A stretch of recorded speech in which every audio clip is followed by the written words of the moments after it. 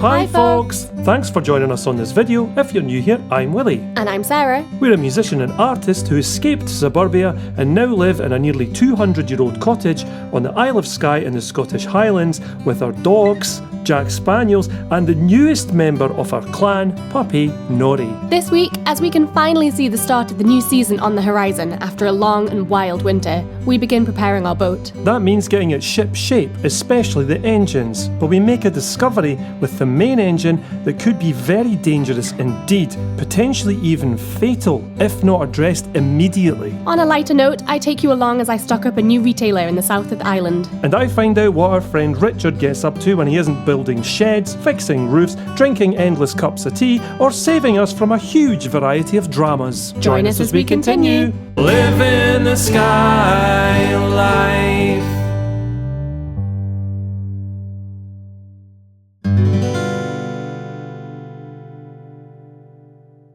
It's time for the annual service of the boat's engines. So we're taking it over to Carboss to Wayne, the boat guy, because he maintains and looks after our engines for us. First thing we've got to do though is drive the boat over there.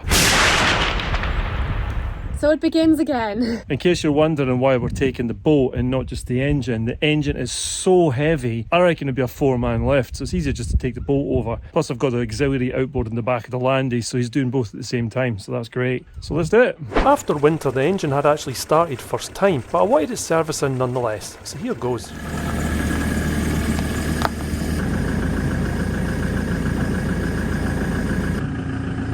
Okay, and stop. There we go. If in doubt, jump on it. It worked! Right, now we do the caravan club test, right? So you put your wheel down, and if it starts to lift the back of the car, that means it's hitched. So now, we get this, which is our safety device, put that on there, and put up our flywheel, because we're not going far. We're only going like 20 minutes drive. If I was going further than that, I'd take it off. I'll take it off. If in doubt, don't be in doubt. Seen the size of those potholes, right? That's why we can't put our trailer board on yet. Go over the top of the hill and into those bumps and it'll just drag along the ground. So it's not a road anyway, so it's fine. Yeah, the potholes on the main road are fairly bad, but they're not quite as bad as the ones on our track.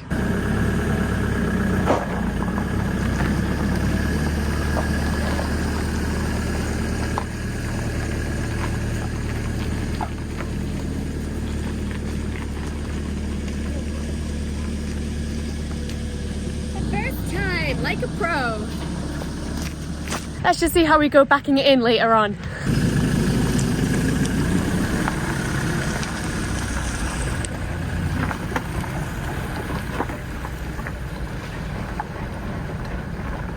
Pothole fun.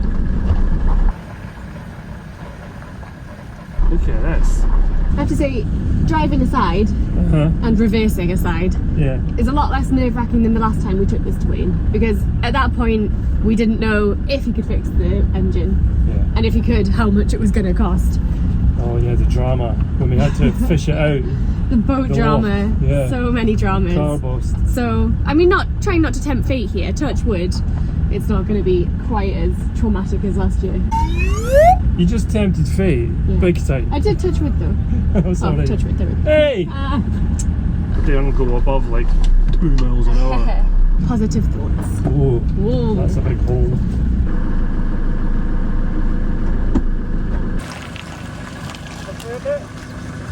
Yep. Just. This marks the end of the private road. Yes. And this is now the public road, so we have to put the trailer board on. Ideally we would have done it back there, but you can't, because literally we just rip off on those massive potholes. This is me just putting out the arms for it. Put it onto. So stop. Back in a bit. Right, tighten up as much as you can. Which probably won't be tight enough for Mr. Willie Scott's standards. Actually, it was alright. I think he might just be saying that to be polite on video. No, it was good. There we go.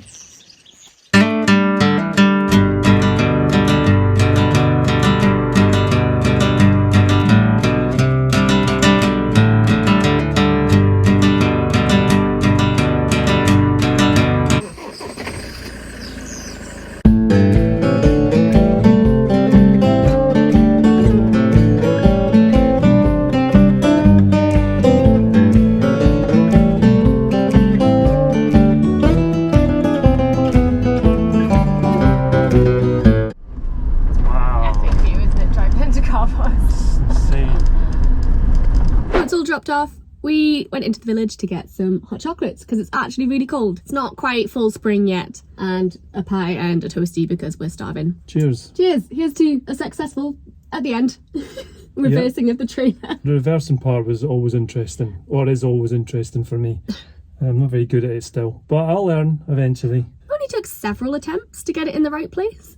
I think now we've got the new trailer as well, I'll be more tempted to go out and practice with it, whereas when it was the old one I was always a bit worried about it falling apart, which in the end it did.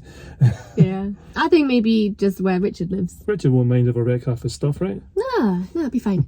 Right, come on then, we best get back to our ducks. Did you mean those ducks? I said dugs. Oh, dugs. I was being Scottish. Oh, is that what you were being?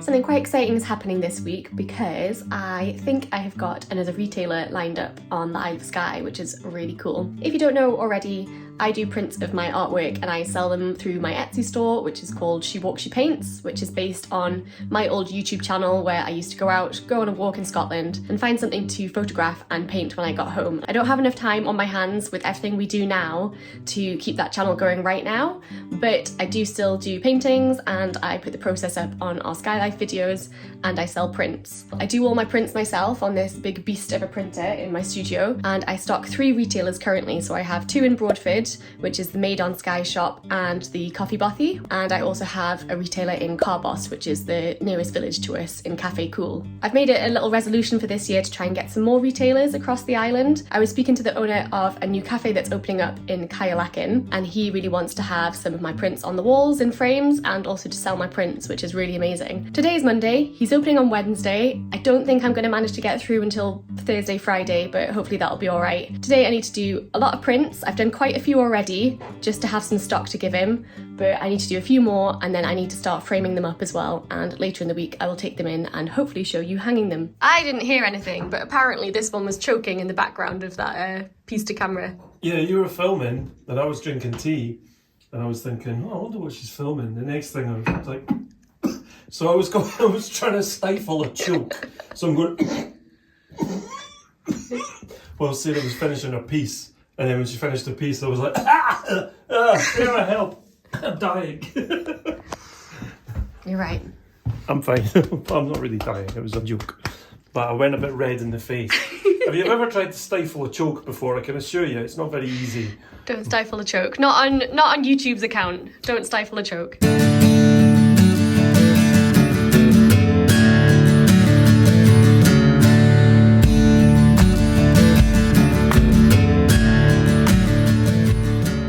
As well as doing prints for this new retailer, I have also been doing my Etsy orders for the week as well, and I've been doing loads of poppy prints for those of you that have been buying them. So thank you so much to everyone that has been buying from my Etsy store. I really do appreciate every sale and it really helps support us and what we're doing here. So far, the poppy prints have made £186 for the charity which supports veterans who've lost limbs. I wanted to raise some money for a charity, and that's the one that my friend picked who commissioned the poppy in the first place. So 20% of all the sales of the poppy prints will be going towards Blesna, which is a really good charity. It's not a quick process doing the prints because you've got to load each one individually, and then I always sign all of my prints, and on the back I do the date that I printed it, and I also write what the subject is and where I found it in Scotland. It's quite lucky the way that we work, me and Willie together.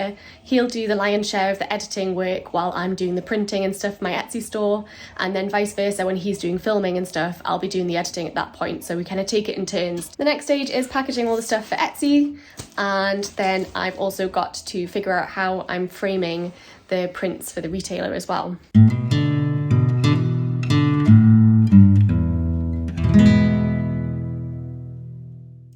Okay, it's the next day. I have got all my prints done and packaged up. The next thing to do is start framing up the prints that are going on the walls. Firstly, I'm gonna match them up with the mount. I've got 3 colours of the surrounds. I have some frames which are more neutral and I have some which are a bit more colourful, which I really like, but I need to figure out which ones go with which painting. Let's have a look.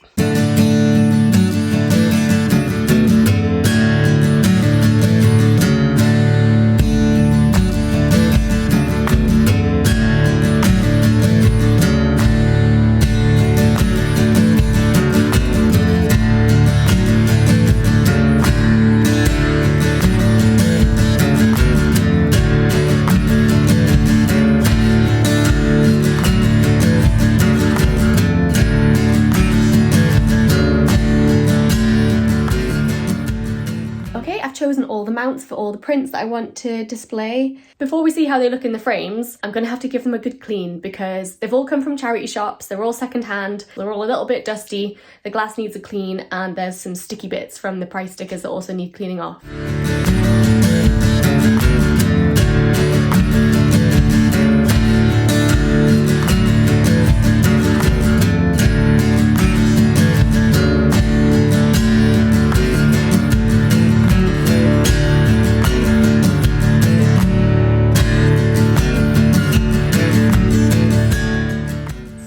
Keeping me company while Willie gets on with some DIY in his pen so he doesn't try and eat all the frames that I'm working on.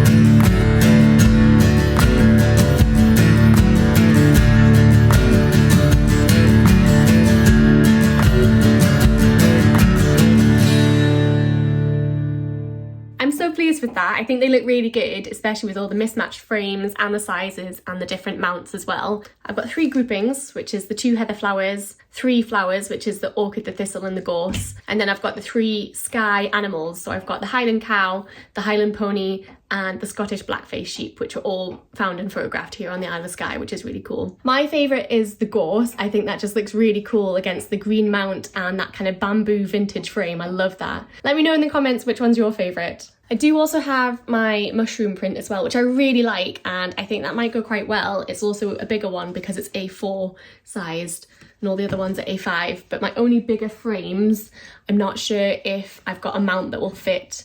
So I might put these in if I have time this week because I really do like that print, but we'll just have to see how it goes.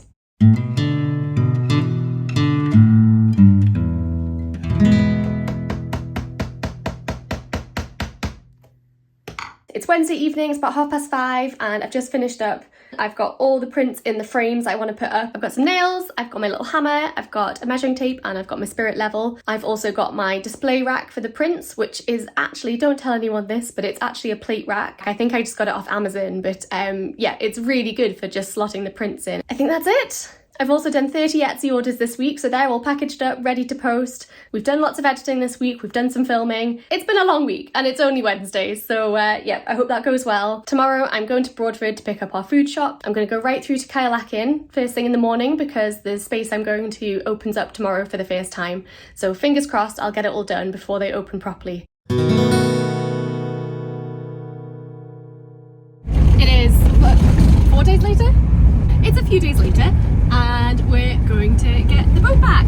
Yeah, it worked really quickly, I'm amazed. Yeah. Apparently there was a lot to do as well. But it sounds like he's going to be really busy over the next few weeks, so... Yeah, he said if we hadn't got it in at the time we got it in, we might not have got it in at all because it was really busy with it being the start of season. Actually, I was chatting to someone today that said that getting a boat engineer to look at your engine was like gold dust in this area. We lucked out there. We did, good old Wayne. Yeah. So we're going to go pick it up and then we'll show you what happens when we try and back it into the drive for the first time. I say we because he does the driving, but I'm there to spot it and trying to tell you which way to turn, and both of us get very confused because we're not very good at it. But we'll get there. We'll get there in the end. Let's just see how many tries it takes. I've come to sit in the car because it's really cold. It's sunny today, but it's really cold and the boys are tinkering with something. Both the engines are sorted, they're running really well, but there's an issue with the fuel line, which we've experienced before. That's why we had so many issues, we think, starting it last year, in that it's not quite connecting properly. A little bit of air's getting in. That messes with the engine and makes it really hard to start. So they're just having a tinker. I got quite cold, so I've come to sit in the car. I'm just going to enjoy the view from here.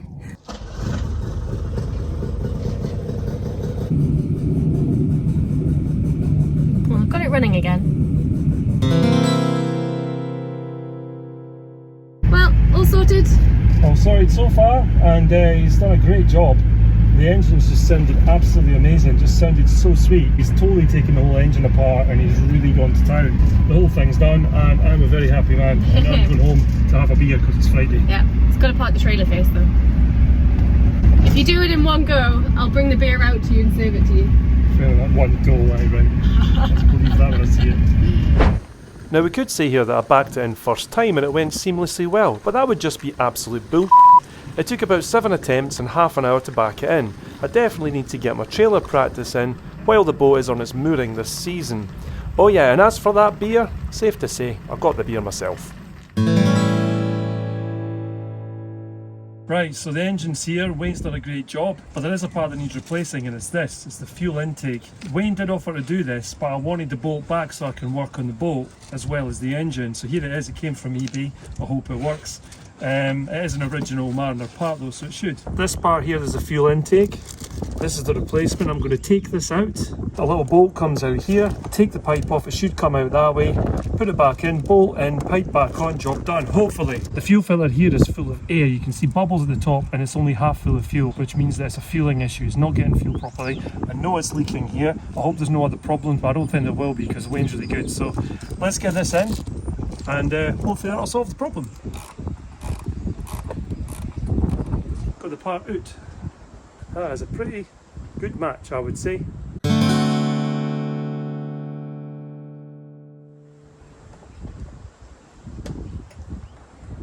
Oh, that was a satisfying click.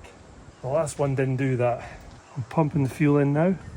It certainly feels a lot better. Let's try it. I think it works.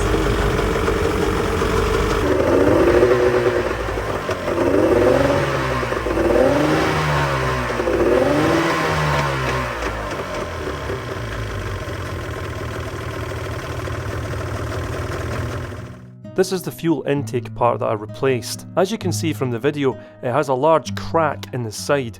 Closer inspection revealed 3 more cracks in the plastic housing, and this would explain the air getting into the filter and the fuel leak. Now, during the process of getting the boat ready for the season, this isn't such a big deal on the dry land. But if this had been left unnoticed by Wayne and by myself, and the boat had gone to sea, aside from the risk involved with the boat losing fuel and therefore potentially getting into real trouble or even running aground, it could also have burst into flames. We're talking about petrol leaking out onto a hot running engine, not to mention the fuel store that's on the deck too. So I'd say this was a crucially important issue to have dealt with, and highlights the importance of being fully prepared before taking any vessel out to sea. It's the next morning and I have come to Manor Cafe in Kyleakin. If you know my other retailer, Made on Skye, they're in Broadford and they have a little collection of cabins that have little shops and one little food truck as well. And that food truck was Manor. They've gone from that food truck and they've come here to Kyleakin to open up a proper sit-in cafe. And Richard, the owner, he was chatting to us when we were first looking at houses actually. We'd popped by to his truck to get some breakfast rolls on our way home after doing house viewings. And he chatted to me the other day and said he's opening up a cafe and would be more than happy to have my artwork on the walls, as well as a few others. So that's where I've come today. Kyleakin is not on the main sort of route onto Skye. You come over the bridge, you turn right to go up north and to get everywhere else on Skye. And if you go left, you get to Kyleakin, which is this little harbour front town. Out the front, you have a view of a castle ruin, which is just my favourite view ever. I love a good castle ruin and the harbour and the boats and stuff, so it is a really lovely place. And I put my work up on the walls and put some prints out, and hopefully I'll make some sales from here.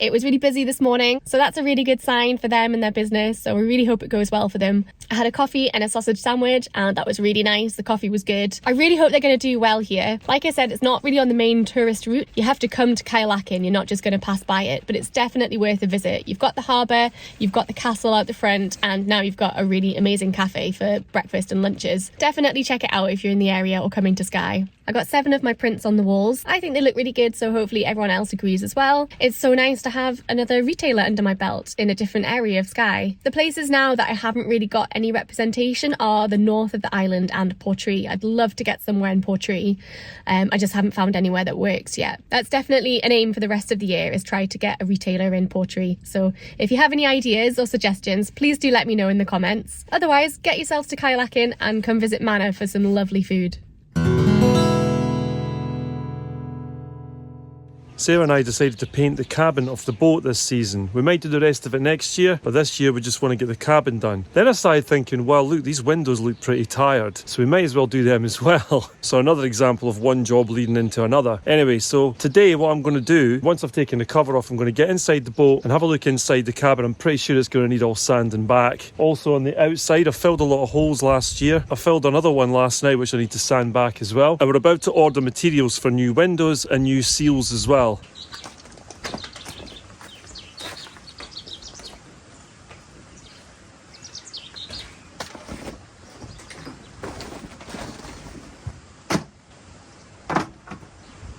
Right, so I'm sitting in the cuddy just now, and you can see up here, this paint is really peeling off. It really does need some TLC.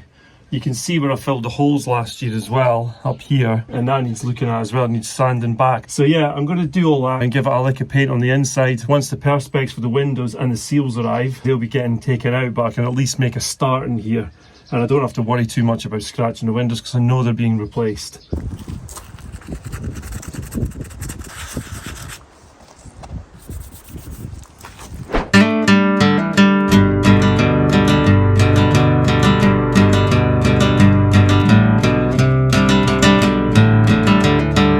This has proven to be quite a big job. What it is the original paintwork is still there and it's been painted since then at least once, and the paint that was on there originally is great. It's just sticking, it's not moving, so it must be factory, I think. And the paint that's on top of that is just obviously it was just the previous owner or whoever did it before, but it's just coming off.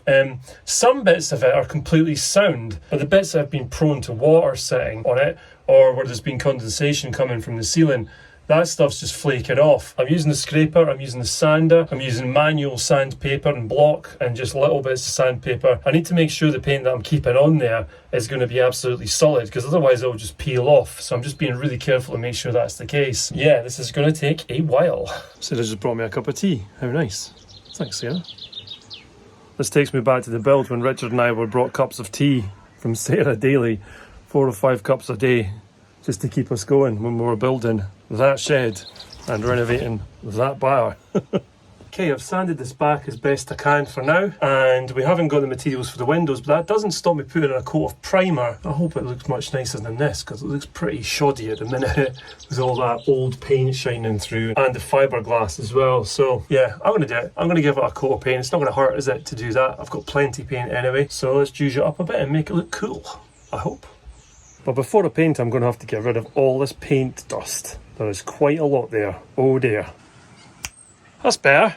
Let's get painting. Hi Nori. You waiting for your mum to finish planting seeds? You having a nice day? And what about you, Jack? You having fun with your wee brother? I heard you barking earlier and chasing him around the garden. That did seem like a lot of fun, to be fair. Okay, time for a coat of primer undercoat, which is called, I'm reading it from the can, T-Mac, which we got from Jan's, which is specifically for the marine environment. It's worth pointing out, I'm only doing the inside of the cuddy today. I need a spell of really dry weather to do the outside, but this will dry in time for the next time it rains. Well, I hope anyway. Let's get on.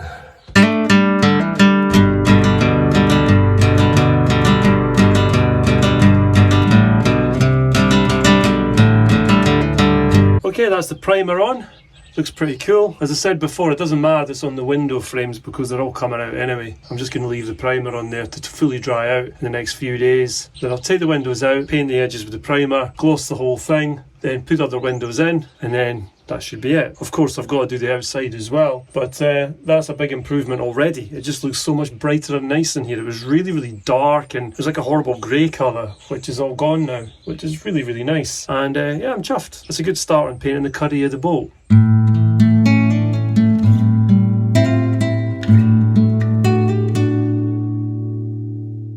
I'm in Portree. Actually, I'm at Portree High School. And no, Sarah hasn't sent me here to get a better education. I'm here to see Richard because he is at a Lego convention. I think it's called a convention. It's called Misty Isle Bricks. Richard's a big fan of technical Lego and he makes these amazing models. So I'm going to go in and check it out and see what else everybody else has got as well. Never been to anything like this before. Must be honest, Lego isn't really my thing, but I'm prepared to have my mind changed about that. Let's go and have a look.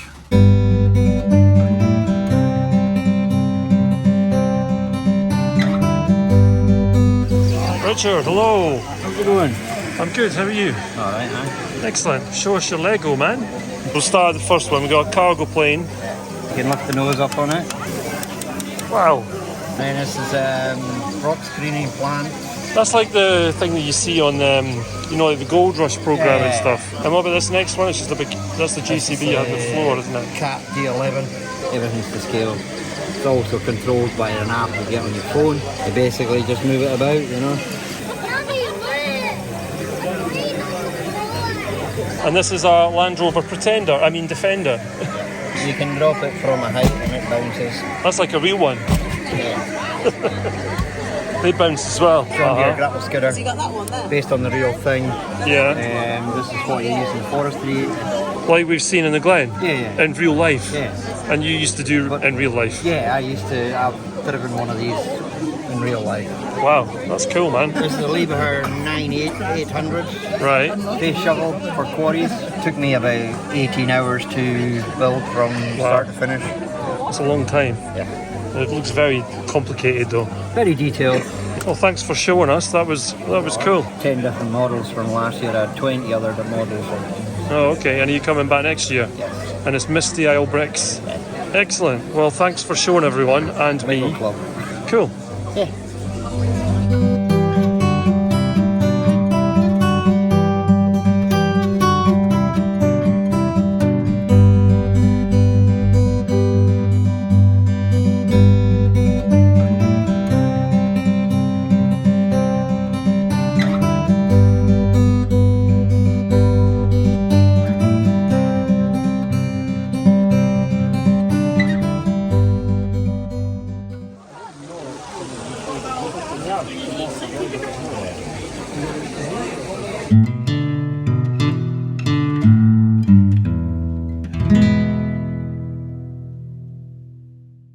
Well, that was fun. It's not something I know a lot about, as I said before, but it was good to see the people so passionate about their Lego. And also, on the way out, I found that they were selling Rocky Road that they'd made, and the money goes to cancer research. So I bought some for myself, and I bought some for Sarah. The question is, will any of it make it back to Skye Life Cottage for Sarah?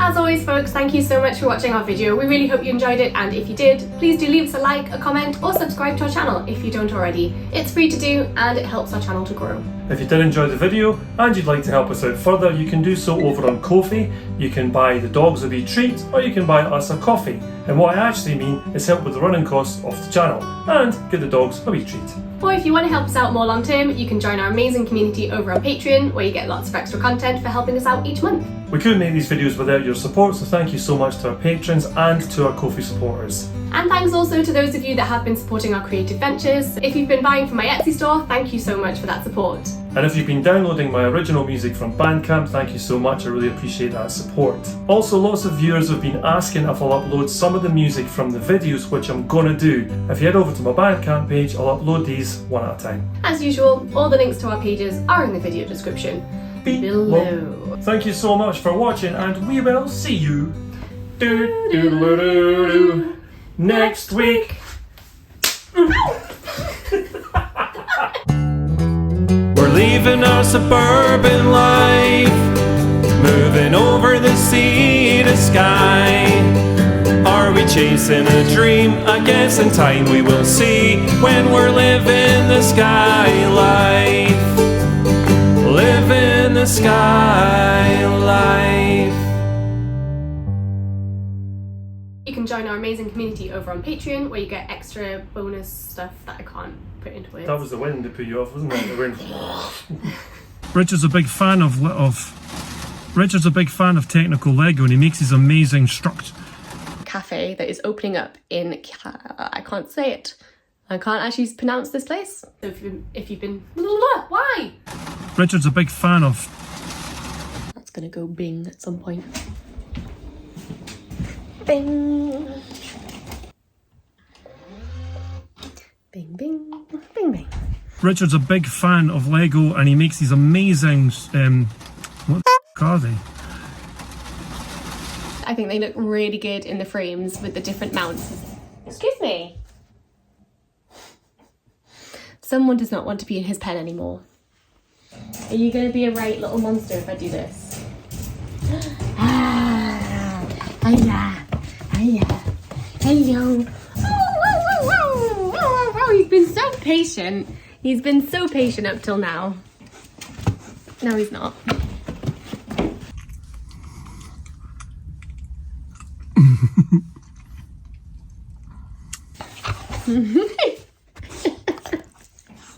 This was silly.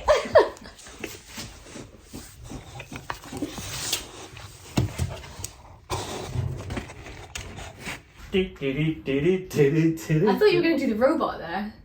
Could do. I am a robot. Is that going in? Click here to subscribe to live in the Skye Life.